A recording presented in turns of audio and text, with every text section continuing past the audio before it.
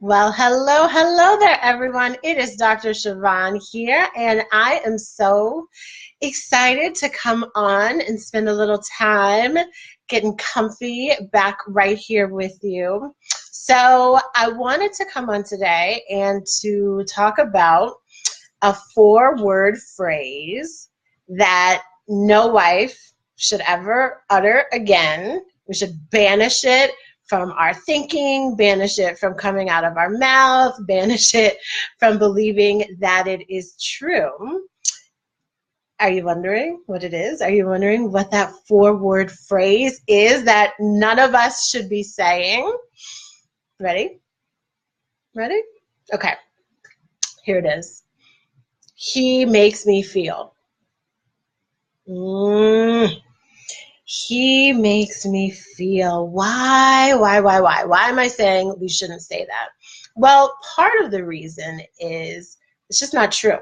So as women, we usually say something like that, like he made me feel so upset, or he made me feel so mad, or he made me feel so rejected, or he made me feel so wrong or blamed or criticized or judged. Fill in the blank with any negative thing that we have assigned our husbands responsibility for making us feel a certain way. And so the problem with this, and I hear it happen for a lot of us, I will say I have to be very careful for myself to remind my own self that it's just not true sometimes. But when we say he made me feel, or that someone else made us feel a certain way, we are taking no responsibility, right? We're taking no responsibility for our own emotions, and we're placing all the power within them, right? We're placing the blame on them. It's what they're doing that's causing the situation. It's what they're not doing that's causing the situation. And while that may be true, right? Like especially in a marriage, both people are contributing to whatever is going on. At the end of the day, you still get to choose how you interpret the situation, how you feel about the situation, what you think about the situation. You control the story you tell yourself, and that is what is feeding your emotions. So yes, certainly there can be things he does or says or doesn't do or doesn't say that trigger you in certain ways, but you have the power, right? We are empowered lives. You have the power, the choice, the decision to make that mean whatever it is you choose to make it mean. And this is a mindset thing. So much of what you've heard me talk about in the past, and you'll continue to hear me talk about now, is our mindset and how we choose to interpret situations. And so if you're ever tempted to say this four-word phrase, he made me feel, right? I want you to catch yourself, and I want you to ask yourself three things, okay? There's three different mindset strategies that you can choose to employ to help get you out of that sort of victim mentality where you are, at the whim of your husband, and more in a place where you are in control of your own thinking, your own interpretation, and your own response to situations. And that's always the place that you want to be. So here are the three things I want you to think about, right? If you're tempted to say, he made me feel, right? Then I want you to just think about this. The first one is, what if you focused on the good in a situation, right? So a lot of times we may hear this, he made me feel like I was worthless, or he made me feel rejected, or he made me feel like I wasn't important.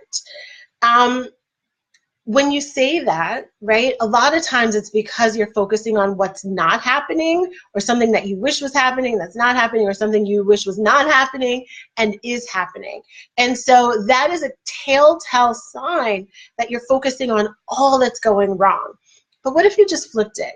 Even if it's one small thing that is going right, just by focusing in on the good, the focus on the positive, the focus on what's working, it lightens that. It literally lightens that feeling, because it's changing your thoughts. It's changing what you focus on to be more positive. even if it's not an ideal situation, it still works. But a lot of times we won't take the mental energy to shift our thinking because our brain has grown so accustomed to thinking the worst, to feeling like, you know, he's doing all these things and he's making us feel a certain way. And so we get used to that. We get very comfortable, even though it's uncomfortable. Our minds have been trained to think that way. And so flipping the script and now thinking about the positive in a less than ideal situation is really hard. But I promise, I guarantee, you know, stamp of guarantee that if you can shift your mind to deliberately choose to find something good to fix your mind on, right? That's what God's word tells us in the first place. It's fix your mind on things that are pure and holy and worthy of praise. If you can fix your mind on those right things, I promise you, your emotions will change and you won't be in that negative emotional state. So that's number one. Number two is ask yourself the question, right? When you're tempted to say, he made me feel a certain way, ask yourself the question, would I still feel this way if I chose to give him the benefit of the doubt, right? We can choose to give someone the benefit of the doubt. In every single situation, there's literally 100 or more interpretations. But a lot of times we paint the worst case scenario. We, you know, think the worst in the situations. But if we just chose for a moment, like, would I still feel this way if I were giving him the benefit of the doubt? If I thought more positively, if I thought that instead of trying to leave me out or instead of trying to make me feel like I wasn't important, that he didn't even know he was doing that. If I give him the benefit of the doubt and, you know, just acknowledge that maybe he doesn't know how I'm feeling, maybe he can't read my mind, maybe his brain is not wired to be as empathetic and supportive and as affectionate as I would like him to be. If I just gave him the benefit of the doubt in this situation, whatever that situation is for you, would you still feel the same way? If you consciously chose to give him grace and compassion and to choose forgiveness, would you feel the same way? The answer is probably no. So that's number two. Number three, when you are tempted to say, he made me feel, right? When you're tempted to say that, which is the thing we want to get away from, I want you to think about this. What can I be grateful for? What can I truly, honestly, genuinely be grateful for about him right now? Right? So in those moments where you're frustrated or feeling bad and just, you know, surrounded by all these negative emotions, it's because we've lost sight, again, of all that's going right, and we've lost sight of the ability to give him the benefit of the doubt. But we've also failed to look at, even in the midst of it, what we have to be grateful for.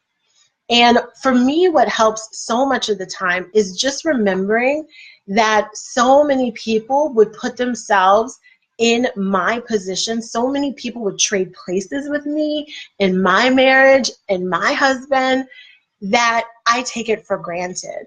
And when I can sit in gratitude and just find the love, when I can sit in gratitude and find the joy, when I can sit in gratitude and find something to appreciate about my very specific situation, those feelings of negativity go away.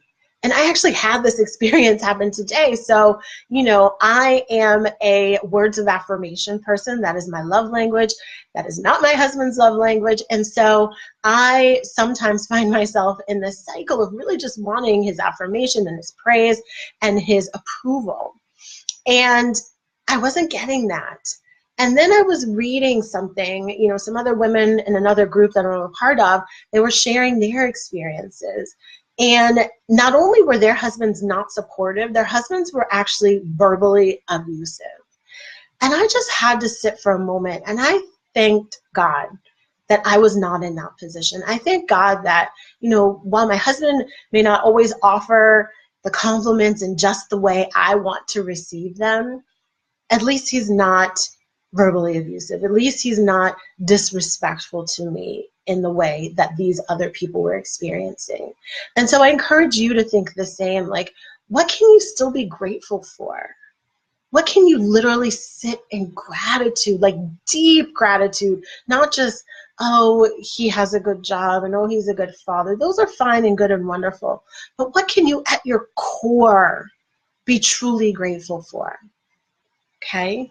If you can do those things, if you can focus on the good, if you can give him the benefit of the doubt, and if you can sit in deep, deep gratitude, I promise you, you will not be tempted to say, he made me feel. But you will then be empowered to say, I choose to feel, right? Because your feelings are not a function of what he's doing. Your feelings are not a function of what he's not doing. Your feelings are a function of your mindset and your perception and the beliefs you choose to entertain. And so to feel differently does not come from him doing different things. It does not come from him changing. To feel differently, you've got to change the focus of your mind. Easier said than done. I know. Easier said than done. If you find that you constantly have this uphill battle, that you are bombarded with all that's going wrong, you are bombarded with so many negative thoughts that you can't even see the good, you can't even give him the benefit of the doubt, you can't even find anything to be grateful for. Or maybe you want to be able to do those things. You want to be able to do those things more consistently so that you can repair and reconnect and re-engage with each other. I want to help you. I really, truly, honestly want to help you because I know this struggle. I know this struggle personally. I know this struggle through working with my clients who have the same struggle. It is not something that you are alone in if that is your story right now, but it doesn't have to stay your story. There are strategies, there are techniques, there are things you can do. You can be supported by me through this process to sort of turn the corner, to get yourself in a better position so that you are not, you know, the victim of your husband's actions or inactions, but that you stand fully in your own power. You become the source of light and love in your marriage, and you become a better version of yourself.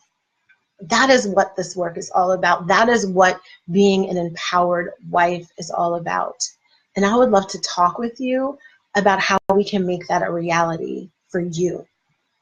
If this spoke to you in any way, if you think, maybe Siobhan, like maybe you can actually help me, maybe it's worth having a conversation, I encourage you to click the link along with this video. There you'll be taken to a little platform where you can share with me what's been happening for you, and we can schedule a time to talk. I offer a 30-minute complimentary consultation so that we can sort of hash this out and see if my strategies, my approach, my experience is what you need right now to move you forward. If that's you, click the link, schedule a time for us to talk, and let's move forward together. Have an incredible, incredible rest of the day, and I'll be back with you soon.